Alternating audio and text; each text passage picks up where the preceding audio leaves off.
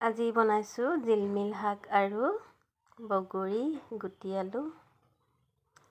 এয়া মই যোগাৰ কৰি ল'লোঁ, কাটি ধুই পখালি। এফালে মাছ বাছি ল'লোঁ, এফালে নহৰু জলকীয়া লৈ লৈছোঁ। টেঙা শাক বনাম আজি। কেৰাহীটো পাতি তাতে তেল নিমখ অকণ দি ল'লোঁ। তাতে মাছকেইটা ফ্ৰাই কৰি ল'ম ধুনীয়াকৈ। এয়া মোৰ মাছ ভজা হৈ গৈছে, ৰঙচুৱাকৈ ভাজি লৈছোঁ। লগতে মই নহৰু থেতেলিয়াই থোৱা আৰু জলকীয়া সেইখিনি মই ধুনীয়াকৈ ৰঙাকৈ ভাজি লৈছোঁ।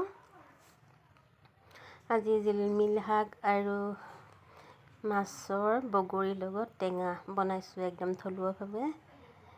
এইফালে মই নহৰু আৰু জলকীয়া পূৰা ৰঙচুৱা হৈ গ'ল, ইয়াতে দি দিছোঁ শাকখিনি। এয়া দেখিছেনে কিমান ধুনীয়াকৈ শাকখিনি একদম জিলিকি আছে। সেইফালে মৰহি গ'ল মোৰ ধুনীয়াকৈ শাকখিনি, পূৰা সিজিয়ে গৈছে আৰু জিলমিল শাক আলু সৈতে। এইফালে মই পানী দি লৈছোঁ, গৰম পানী ঢালি দিছোঁ।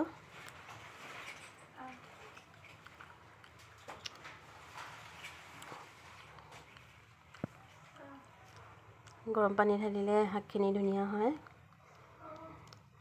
এইফালে মই বগৰী ঢালি দিলোঁ।